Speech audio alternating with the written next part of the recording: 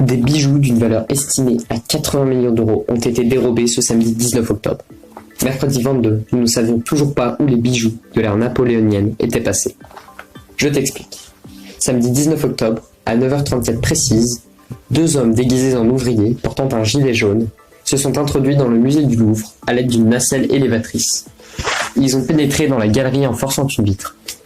Une fois dans la galerie d'Apollon, où étaient exposés les bijoux, ils ont découpé les vitrines dans lesquelles ils étaient exposés avec une meuleuse.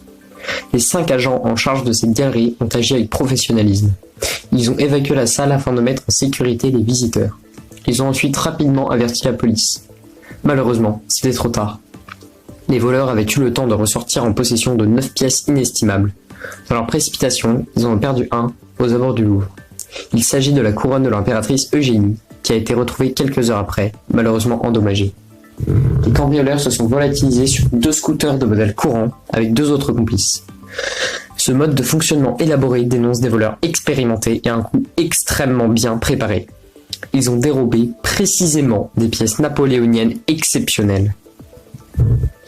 Ces pièces sont le collier serti de 32 émeraudes et 1138 diamants de l'impératrice Marie-Louise, ses boucles d'oreilles assorties, son diadème, son collier et l'une des 2 boucles d'oreilles de la parure de saphir et diamant de la reine Anne-Marie Amélise.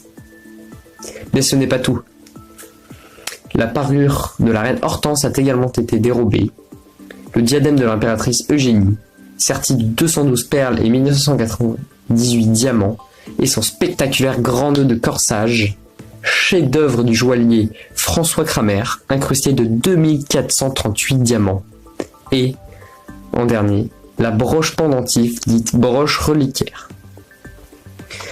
Cela rappelle un vol au Musée national d'histoire naturelle de Paris en septembre, où des pépites d'or valant 600 000 € ont été dérobées.